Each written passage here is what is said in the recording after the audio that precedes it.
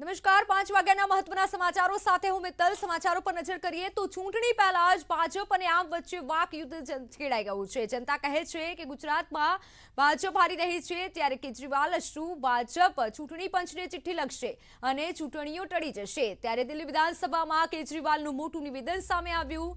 દિલ્હીમાં એમસીડી ચૂંટણી પાછી ઠેલવવા મુદ્દે તેઓ વાત કરી રહ્યા હતા, તો કેજરીવાલે મોટું નિવેદન આપ્યું છે। સાથે જનતા કહે છે કે ગુજરાતમાં ભાજપ હારી રહી છે, તેઓ મોટું નિવેદન હાલ કેજરીવાલે આપ્યું છે। દિલ્હી વિધાનસભામાં કેજરીવાલે મોટું નિવેદન આપ્યું, સાથે દિલ્હીમાં એમસીડી ચૂંટણી ઠેલવવા મુદ્દે પણ તેઓએ વાત કરી છે। સાથે જનતા કહે છે કે ગુજરાતમાં ભાજપ હારી રહી છે, તેવું મોટું નિવેદન સીએમ કેજરીવાલ દ્વારા આપવામાં આવ્યું છે। કેજરીવાલે હાલ મોટું નિવેદન આપ્યું છે, તો બીજી તરફ ડેપ્યુટી સીએમ સિસોદિયાએ પણ ભાજપ સરકાર પર આજે આક્ષેપો કર્યા હતા। कल को दिसंबर में गुजरात के चुनाव हो रहे हैं। अब जनता कह रही है ये गुजरात हारेंगे। अब अगर ये गुजरात हारेंगे तो ये 10 दिन पहले चिट्ठी लिख देंगे चुनाव आयोग को कि भाई हम गुजरात को और महाराष्ट्र को एक कर रहे हैं, इसलिए गुजरात के चुनाव टाल दो। गुजरात के चुनाव टल जाएंगे। अगली बार ये लोकसभा हारेंगे, चिट्ठी लिख देंगे जी ये पार्लियामेंट्री फॉर्म ऑफ सिस्टम बड़ा खराब है, हम प्रेसिडेंशियल फॉर्म ऑफ सिस्टम ला रहे हैं, संविधान बदल रहे हैं, चुनाव टाल दो। चुनाव टल जाएंगे। ये क्या मजाक बना रखा है इन्होंने, नौटंकी कर रखी है इन्होंने। ભાજપ આમને સામે આવી ગયા છે। સિસોદિયાના ટ્વીટ બાદ રાજકારણ ગરમાયું છે। શિક્ષણ મંત્રી જીતુ વાઘાણી પર સિસોદિયાએ ટ્વીટ કર્યું હતું, તો હવે કેજરીવાલનું મોટું નિવેદન સામે આવ્યું છે। ચૂંટણી પહેલા ભાજપ અને આપ વચ્ચે વાક યુદ્ધ ખેલાયું છે। જનતા કહે છે કે ગુજરાતમાં ભાજપ હારી રહી છે, તેવું કેજરીવાલે આજે વિધાનસભામાં મોટું નિવેદન આપ્યું, તો બીજી તરફ ડેપ્યુટી સીએમ સિસોદિયાએ પણ ટ્વીટ કરી અને શિક્ષણ મંત્રી જીતુ વાઘાણી સામે ચેલેન્જ ફેંકી હતી। તો બીજી તરફ આજે વિધાનસભામાં કેજરીવાલનું નિવેદન સામે આવ્યું છે। ત્યારે મારી સાથે આપના પ્રવક્તા યોગેશભાઈ જોડાઈ ગયા છે। યોગેશભાઈ, જણાવશો કે ડેપ્યુટી સીએમ દ્વારા મનીષ સિસોદિયા દ્વારા જે ટ્વીટ કરવામાં આવ્યું છે, આનાથી શું લાગી રહ્યું છે? આગામી વિધાનસભાની ચૂંટણી હોઈ શકે? બેન, દિલ્હી જે એમસીડી ની ચૂંટણી છે એમની ટર્મ પૂરી થઈ ગઈ છે અને એ ચૂંટણી અત્યારે યોજાવાનો સમય છે અને એ ચૂંટણીને ટાળવા માટે ભારતીય જનતા પાર્ટી એનકેન પ્રકારે મહેનત કરી રહી છે। એમને ખબર છે કે જેવી રીતે આમ આદમી પાર્ટી પંજાબની અંદર હિસ્ટ્રિકલ વિક્ટરી લઈને આવી છે અને જે રીતે એમસીડીમાં ભારતીય જનતા પાર્ટીએ ભ્રષ્ટાચાર કર્યો છે ને એમના સુપડા સાફ થઈ જાય એવું છે, એટલે એમસીડીની ચૂંટણીને ટાળી અને એ ચૂંટણી ગુજરાતમાં 2022ની વિધાનસભાની ચૂંટણીની સાથે એમસીડીની ચૂંટણી કરવામાં આવે એવા પ્રયાસો ભારતીય જનતા પાર્ટી ચૂંટણી પંચના માધ્યમો દ્વારા કરાવી રહી છે, જે લોકશાહી માટે ખતરારૂપ બાબત છે। જ્યારે ટર્મ પૂરી થઈ ગઈ હોય ત્યારે હું તો એવું કહું છું કે દિલ્હી એક નાનું એવું રાજ્ય છે, એમસીડીની એક ચૂંટણી છે ને એમાં ભારતીય જનતા પાર્ટી એટલી બધી શું ડરીને ગભરાઈ ગઈ છે કે એમસીડીની ચૂંટણી ટાળી રહી છે। એટલે એમનો કહેવાનો સીધો મતલબ એવો થાય છે કે દિલ્હીની એમસીડીની ચૂંટણીમાં દિલ્હીના જે નેતાઓ છે, આમ આદમી પાર્ટીના મુખ્ય નેતાઓ છે, દિલ્હીમાં ડિસ્ટર્બ થાય અને ગુજરાતની ચૂંટણીમાં પ્રચારમાં ન આવી શકે એટલા માટે આ લોકો ચૂંટણીને એનકેન પ્રકારે ડીલે કરી લોકશાહીની હત્યા કરી રહ્યા છે। પરંતુ આ પ્રકારનો કારસો ઘડવાનો શું મતલબ છે? પરંતુ આગામી ચૂંટણી હજુ આવી જ રહી છે અને આજે કેજરીવાલ દ્વારા પણ મોટું નિવેદન આપવામાં આવ્યું છે કે ભાજપ હારી રહી છે, એટલે આ મોટા નિવેદનને કઈ દિશામાં જોવાનું? હું એ જ કહું છું કે છેલ્લા 10-15 વર્ષથી જે એમસીડીમાં ભારતીય જનતા પાર્ટીનું શાસન છે, જે રીતે ભારતીય જનતા પાર્ટીએ ત્યાં બેદરકારી દાખવી અને જે ભ્રષ્ટાચાર કર્યો અને દિલ્હીની જનતા એટલી બધી ભારતીય જનતા પાર્ટીના કુશાસન અને ભ્રષ્ટાચારથી થાકી હારીને કંટાળી છે કે એ રાહ જોઈ રહી છે ક્યારે ચૂંટણી આવે ને એમસીડીની ચૂંટણીમાં ભારતીય જનતા પાર્ટીને કારમો પરાજય આપ્યો। હવે આ કારમો પરાજય જે ચૂંટણીમાં લોકશાહીના પર્વમાં મળવાનો છે એ સ્વીકારવો નથી, એટલે એન્ટી ઇન્કમ્બન્સીને ખાળવા માટે અને આમ આદમી પાર્ટીને ડિસ્ટર્બ કરવા માટે આ ચૂંટણી પંચના માધ્યમથી ભારતીય જનતા પાર્ટી ટાળી રહી છે। તો હું તો એવું કહું છું કે ચૂંટણી કોઈ પણ આવે પરિણામ સ્વીકારવા અમે તૈયાર છીએ। ભારતીય જનતા પાર્ટી જીતે કે અમે જીતીએ, લોકશાહીમાં જે ચુકાદો આવે એ માથા ઉપર સ્વીકારવો જ પડે. પણ આ પ્રકારે ટર્મ પૂરી થઈ ગયા બાદ ચૂંટણીઓ વારંવાર પાછી ઠેરવાનો મતલબ શું? જી યોગેશભાઈ, આભાર અમારી સાથે જોડાવા બદલ. ત્યારે જનતા કહે છે ગુજરાતમાં ભાજપ હારી ગઈ છે તેવું કેજરીવાલનું મોટું નિવેદન સામે આવ્યું. તો દિલ્હી ડેપ્યુટી સીએમ મનીષ સિસોદિયાનું ટ્વીટ સામે આવ્યું. ટ્વીટ કરીને પ્રદેશ ભાજપ પર સિસોદિયાના આક્ષેપ લગાવ્યા. તેઓએ કહ્યું કે ગુજરાત ભાજપ દિલ્હી સ્કૂલ વિરુદ્ધ ટ્વીટ કરે છે. આપના વધતા પ્રભાવથી ભાજપમાં ડર છે. સિસોદિયાએ શિક્ષણ મંત્રી જીતુ વાઘાણીને ચેલેન્જ કરી. વાઘાણી સાથે ડિબેટ કરવા સમય સ્થાન નક્કી કરવા માટે ચેલેન્જ કરી છે. તો આજે દિલ્હીના ડેપ્યુટી સીએમએ ચેલેન્જ કરી છે. સીધો જ પડકાર ફેંક્યો છે. ડિબેટ કરવા માટે શિક્ષણ મંત્રીને ટ્વીટ દ્વારા જણાવ્યું છે. ડિબેટ કરવા સમય સ્થાન તમારો હશે તેવું પણ તેઓએ જણાવ્યું છે. ત્યારે સિસોદિયાના આ ટ્વીટથી હવે રાજકારણમાં ગરમાવો આવ્યું છે.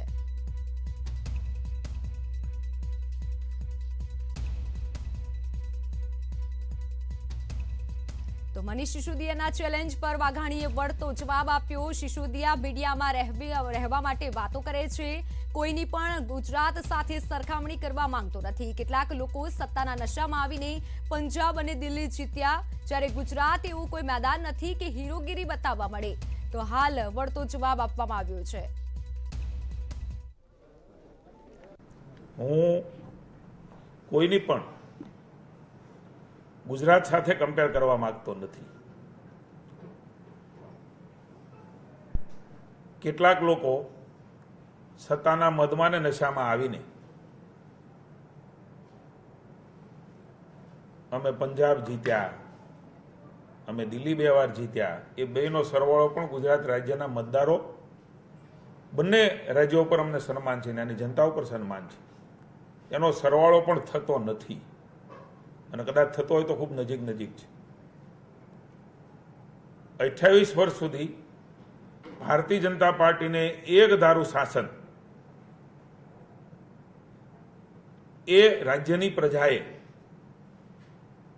ભાજપના વિચાર માટે આદરણીય કેશુભાઈથી માંડીને વિજયભાઈ સુધીના હવે ભૂપેન્દ્રભાઈના નેતૃત્વમાં એ અમને મેન્ડેટ આપ્યો છે. કમ્પેર તો એની સાથે હોઈ શકે છે જે 28 વર્ષ સુધી શાસનમાં રહી શકે. ગુજરાત એ એવું કોઈ મેદાન નથી કે એમને કોઈને હીરોગીરી કરવી હોય તો એ મેદાન એ ગુજરાત મળે. કોઈને મીડિયામાં રહેવા માટે, મીડિયા ટ્રાયલ બનવા માટે એ સતત કેટલાક લોકો આ પ્રકારની વાતો કરતા હોય છે, પણ આ ગુજરાતની ધરતી છે. ગુજરાતની ધરતીએ સમયે સમયે એ બધાને બધું શીખવાડ્યું છે. અને જનતા જનાર્દન એ અમારા માટે સૌથી મોટું છે. સૌ પોતાના સંસ્કાર બતાવે, અમે અમારા સંસ્કાર બતાવ્યા છે. 28 વર્ષ શાસનમાં આવે, પેલા બધી સીટો જીતે, રાજ્યની પરિસ્થિતિ, અન્ય રાજ્યની પરિસ્થિતિ, મેદાનમાં આવવાનું છે. લોકશાહીમાં ચૂંટણીઓમાં ભૂતકાળમાં આવ્યા છે અને એને બરાબર સબકે રાજ્યની જનતાએ આપ્યો છે અને આ વખતે પણ આપશે, કારણ કે અમને અમારા કામ ઉપર ભરોસો છે. मैं गुजरात के शिक्षा मंत्री माननीय जीतू वाघाणी जी को रिक्वेस्ट करता हूं कि आइए, आपने गुजरात में अपने शासनकाल में भारतीय जनता पार्टी ने जो सरकारी स्कूलों में काम किया उस पर बात करते हैं. दिल्ली सरकार ने पिछले 7 साल में, केजरीवाल सरकार ने दिल्ली के सरकारी स्कूलों पे जो काम किया उस पर चर्चा करते हैं और खुल के बात करते हैं, खुल के बहस करते हैं. मैं गुजरात के शिक्षा मंत्री जी को ओपन डिबेट की चुनौती देता हूं कि आइए बात करते हैं और देखते हैं किसका एजुकेशन पे काम, सरकारी स्कूलों में किसका काम बहुत अच्छा चल रहा है. जो शिक्षा का मुद्दा अब आया है सेंटर में बातचीत करने के लिए, इससे बीजेपी भागेगी नहीं और बीजेपी के कार्यकर्ता अपने मंत्री जी को इस बात के लिए तैयार करेंगे कि वो दिल्ली के शिक्षा मंत्री के साथ दिल्ली और गुजरात में सरकारी स्कूलों को सुधारने के मॉडल पर खुल के बात करें. મનીષ સિસોદિયાની ચેલેન્જ પર ભાજપનો જવાબ. મનીષ સિસોદિયા માત્ર નાટક કરે છે તેવું ઋત્વિજ પટેલે જણાવ્યું. દિલ્હીમાં શિક્ષકો ધરણા પર બેઠા છે. દિલ્હીની સરકારના પહેલા શિક્ષકોના પ્રશ્નો હલ કરે, ગુજરાત સરકાર શિક્ષકોની સમસ્યા હલ કરે છે તેવું ઋત્વિજ પટેલે જણાવ્યું. દિલ્હીની દરેક શાળાઓમાં શિક્ષકો જ્યારે ધરણા પર બેઠા છે ત્યારે એના પ્રશ્નો હલ કરવાના બદલે, એનું સમાધાન કરવાના બદલે ગુજરાત ભાજપ અને ખાસ કરીને અમારા શિક્ષણ મંત્રી સાથે ડિબેટ કરવા માટેનું જે નાટક મનીષ સિસોદિયા કરી રહ્યા છે, મારે તો એમને કહેવું છે કે જ્યારે ગુજરાતમાં શિક્ષણના પ્રશ્નો આવ્યા છે ત્યારે માન્ય જીતુભાઈ વાઘાણીજીએ એના બધા જ જવાબ આપ્યા છે. તો આ વખતે દિલ્હીના શિક્ષણ મોડલ ઉપર જ્યારે પ્રશ્નો ઊભા થયા છે ત્યારે આ પ્રકારના ત્રાગા કરવાના બદલે મનીષ સિસોદિયાજીએ સીધો જવાબ આપવો જોઈએ અને હકીકત પ્રજાની સમક્ષ મૂકવી જોઈએ. ઉત્તમ શિક્ષણ વ્યવસ્થાની હોડમાં કોંગ્રેસે પણ જંપ લાવ્યું. પ્રદેશ કોંગ્રેસ પ્રભારી રઘુ શર્માએ દાવો કર્યો, કોંગ્રેસ શાસિત રાજ્યોમાં યુરોપ જેવું શિક્ષણ છે. ભાજપ અને આપ માત્ર માર્કેટિંગ કરે છે. શિક્ષણ આરોગ્ય ક્ષેત્રે કોંગ્રેસ શાસનમાં આગળ છે. ये जो सो कॉल्ड दिल्ली का मॉडल परोस रहे कुछ लोग, उस मॉडल में कोई दम नहीं है. हमारे भी आदिवासी इलाके हैं, आप छत्तीसगढ़ में भी आदिवासी इलाके हैं, जो स्कूल्स बनी है, जो शिक्षण की व्यवस्था छत्तीसगढ़ में हुई है, आप अगर उनको देखोगे तो आपको लगेगा किसी यूरोपियन कंट्री में आ गए. इसलिए ये जो मार्केटिंग करने का काम है, अगर इनके झांसे में गुजरात की जनता आ गई तो बहुत बड़ा नुकसान हो जाएगा. सच्चाई को देखो, जहां छत्तीसगढ़ में हमने काम किया है, राजस्थान में हमने काम किया है, हेल्थ इंफ्रास्ट्रक्चर 100 किलोमीटर दूर है. हमारी प्राइमरी हेल्थ सेंटर को देख के आ जाओ, हमारा कम्युनिटी हेल्थ सेंटर देख के आ जाओ. ये सिर्फ मार्केटिंग करके, लोगों को गुमराह करके और एक स्पेस बनाने की जो कोशिश की जा रही है, उसकी सच्चाई भी कांग्रेस गुजरात की जनता के सामने लेके आएगी. તો વડોદરામાં વાયરલ વિડીયો મામલે કાર્યવાહી કરાઈ. ડીસીબી ઝોન 2 એ આપ્યા તપાસના આદેશ, જ્યારે રાવપુરા પોલીસે આરોપી યુવકની ધરપકડ કરી. રાવપુરા પોલીસ સામે થયેલા આક્ષેપોની હવે તપાસ થશે. એસીપી રાજગોર કરશે આક્ષેપોની તપાસ. વિડીયોમાં યુવક કરી રહ્યો છે ગંભીર આક્ષેપ. સાથે જ રાવપુરા પોલીસ પર બુટલેગર પાસેથી હપ્તા લેવાનો આરોપ લાગેલો છે. દારૂની બોટલો સાથે યુવકનો વિડીયો પણ વાયરલ થઈ ચૂક્યો છે. તો હવે તપાસ કરવામાં આવશે અને સાથે જ આ વાયરલ વિડીયોની પુષ્ટિ કરાશે. ડીસીબી ઝોન 2 માં તપાસના આદેશ અપાયા છે. રાવપુરા પોલીસે આરોપીને પકડવા ચક્રો ગતિમાન કર્યા છે.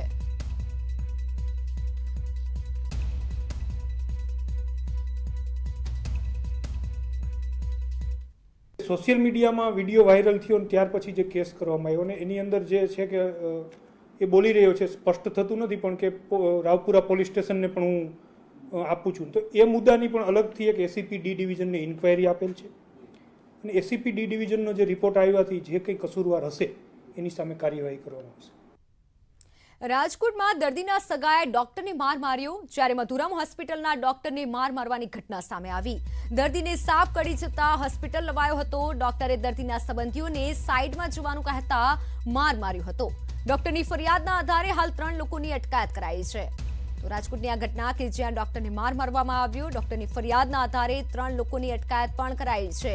દર્દીના સગાને ડોક્ટરના માર માર્યો, ત્યારે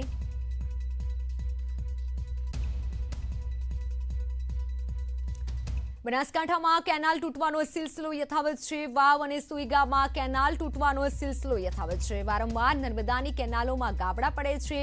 ડિસ્ટ્રીબ્યુટરની માઇનોર કેનાલમાં ગાબડું પડ્યું. નર્મદા કેનાલમાં ગાબડું પડતા લાખો લીટર પાણીનો બગાડ થયો. ખેડૂતોના ઉભા પાકમાં ફરી એકવાર પાણી ફરી વળ્યું છે.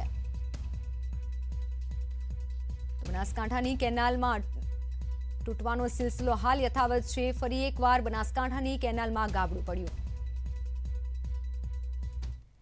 તો બીજી તરફ અરવલ્લી જિલ્લામાં ઉનાળામાં પાણીની સમસ્યા નિવારવા જિલ્લા વહીવટીતંત્ર દ્વારા આગોતરું આયોજન કરાયું છે, જેમાં ખાસ કરીને જિલ્લામાં પીવાના પાણી માટે રોજનું હજારો લીટર પાણીની જરૂરિયાત હોય છે.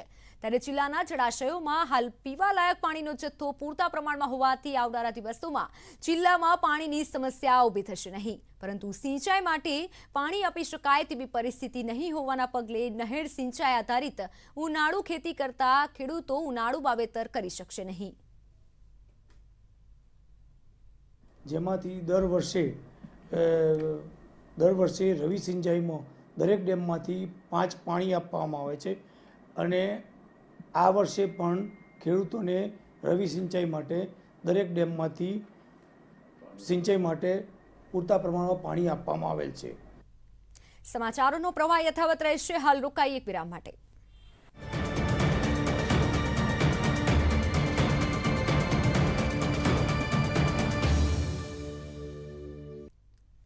વિરામ બાદ સ્વાગત છે અને સમાચારો પર નજર કરીએ તો અમદાવાદમાં કોંગ્રેસ ધારાસભ્યોની ડિનર ડિપ્લોમેસી ખાનગી ક્લબમાં રાત્રિ ભોજનનું આયોજન કરાયું.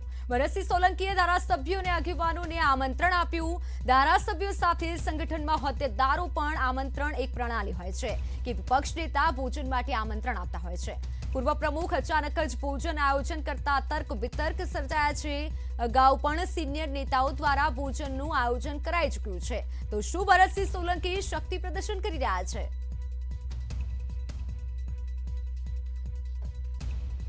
તો વિશે વધુ માહિતી આપવા માટે સંવાદદાતા પ્રણવ પટેલ જોડાઈ ગયા છે. પ્રણવ, જણાવશો કે જે પ્રમાણે ડિનર ડિપ્લોમેસી, શું ભરતસિંહ સોલંકી શક્તિ પ્રદર્શન કરી રહ્યા છે?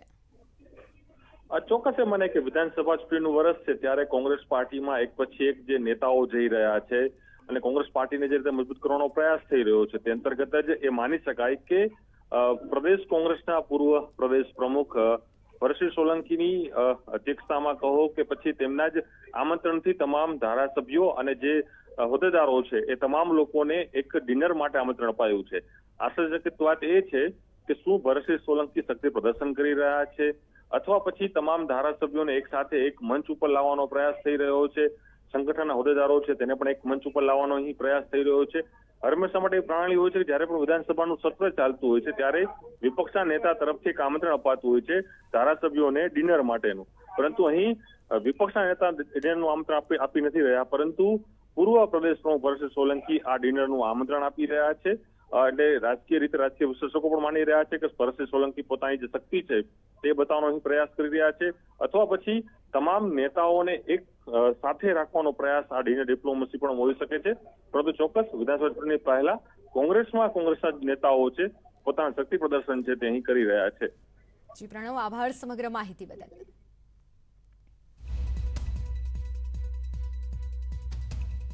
તો હવે વાત રખડતા ઢોરના આતંકની.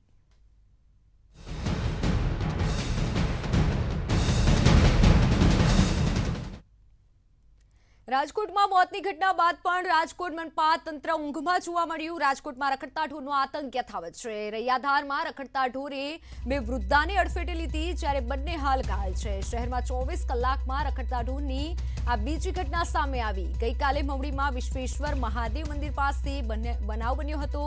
રખડતા ઢોરે બાઇક ચાલકને ટક્કર મારી હતી. બાઇક સવાર વૃદ્ધનું હાલ મોત થયું હતું અને અન્ય એક ઘાયલ થયો હતો. તો ગઈકાલની ઘટના બાદ કાર્યવાહી તેજ કરાઈ હોવાનો પણ દાવો કરાયો છે. એક જ દિવસમાં શહેરમાં રખડતા ઢોરના આતંકની આ બીજી ઘટના સામે આવી છે. તો રાજકોટમાં રખડતા ઢોરનો આતંક યથાવત છે. ગઈકાલે પણ રખડતા ઢોરના કારણે એક વૃદ્ધાનું મોત થયું હતું, જ્યારે આજે બુધવારે પણ રખડતા ઢોરની ઘટના સામે આવી છે. મહત્વનું છે કે રાજકોટમાં રખડતા ઢોર બાબતે અનેક વખત રાહદારીઓ અને સ્થાનિકો દ્વારા રજૂઆત કરાઈ છે, પરંતુ હજુ પણ તંત્ર ઊંઘમાં હોય તે પ્રમાણે કાર્યવાહી થતી નથી. રખડતા ઢોરને પકડવાની વાતો માત્ર કાગળ પર જ જોવા મળે છે. રાજકોટની વાત કરવામાં આવે તો રાજકોટમાં રખડતા ઢોરનો હાલ ત્રાસ યથાવત છે. આજની વાત કરીએ તો બે વૃદ્ધા ઘાયલ થયા છે અને ગઈકાલે એક વૃદ્ધાનું મોત પણ રખડતા ઢોરના કારણે થયું હતું. રખડતા ઢોરનો આતંક હવે ક્યારે આના પર પૂર્ણવિરામ મુકાશે તે તો જોવાનું રહ્યું, પરંતુ હાલ તંત્ર ઊંઘમાં હોય તેવું જણાઈ આવ્યું છે, કારણ કે કોઈ પણ નક્કર પગલાં લેવાતા નથી. રખડતા ઢોરના ત્રાસથી અનેક નુકસાન થાય છે અને લોકોના જીવ પણ જાય છે. ગઈકાલની જો વાત કરવામાં આવે તો એક વૃદ્ધાએ રખડતા ઢોરના કારણે પોતાનો જીવ ગુમાવ્યો હતો અને આજની વાત કરવામાં આવે તો આજે બે ઘાયલ થયા છે.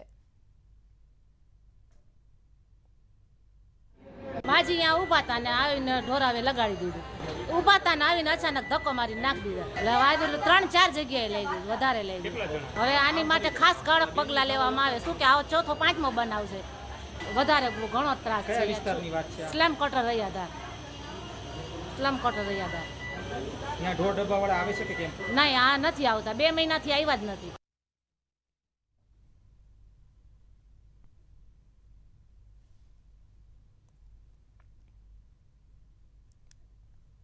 તો રખડતા ઢોરને પકડવાની કામગીરી માત્ર કાગળ પર જોવા મળી છે, કારણ કે આ સમસ્યાનો ઉકેલ ક્યારે આવશે એક હાલ સવાલ બની રહ્યો છે।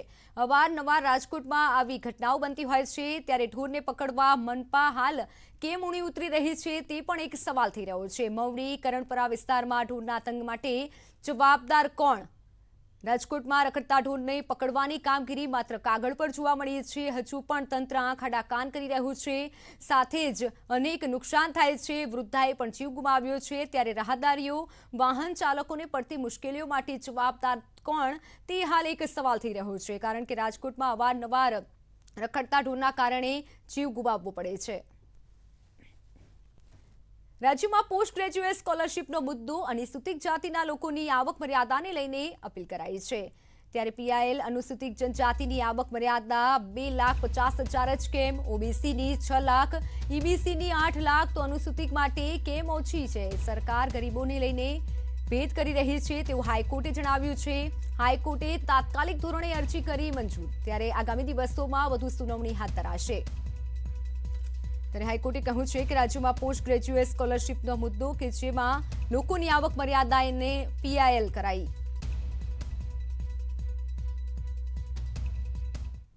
જે 2,50,000ની મર્યાદા હોય અને એની ઉપર મર્યાદા હોય તો શેડ્યુલ કાસ્ટ વ્યક્તિ ગરીબ નથી, જ્યારે કે ઓબીસી વ્યક્તિની 6 લાખની મર્યાદા હોય તો એ ગરીબ, અને અનરિઝર્વડ ઇકોનોમિકલી વીકર સેક્શનની 8 લાખની મર્યાદા હોય તો એ ગરીબ। તો ગરીબીમાં વચ્ચે પણ ભેદભાવ કે? હાઈકોર્ટે પીઆઈએલની બધી મુદ્દાઓ સાંભળ્યા અને પછી એમણે નક્કી કર્યું કે આને તો ડાયરેક્ટ એડમિટ કરી દીધી છે અને ડાયરેક્ટ રૂલ ઇસ્યુ કરીને ફાઇનલ હિયરિંગ ઉપર જ મૂકી દીધું છે। અમદાવાદમાં જેઠા ભરવાડ સામે હાઈકોર્ટે નોટિસ ઇસ્યુ કરી છે। જેઠા ભરવાડ અને અન્યને હાઈકોર્ટે નોટિસ ઇસ્યુ કરી છે। વિધાનસભાના ડેપ્યુટી સ્પીકર અને ધારાસભ્ય જેઠા ભરવાડ કે જેઓ રક્ષિત જંગલમાં બાંધકામ કરીને ગુના કર્યાની કોર્ટમાં રજૂઆત કરાઈ। જંગલ વિભાગે ફરિયાદ નોંધ્યા બાદ કોઈ કાર્યવાહી ન થતા કોર્ટમાં અરજી કરાઈ। કારણ દર્શક નોટિસમાં જૂન મહિના સુધીમાં જવાબ આપવા માટે નિર્દેશ કરાયો છે। તો વિધાનસભામાં ડેપ્યુટી સ્પીકર અને ધારાસભ્ય જેઠા ભરવાડ। તો સમાચારોમાં હાલ બસ આટલું જ। વધુ સમાચાર અને અપડેટ જાણવા માટે આપ જોતા રહો ન્યૂઝ 18 ગુજરાતી। નમસ્કાર।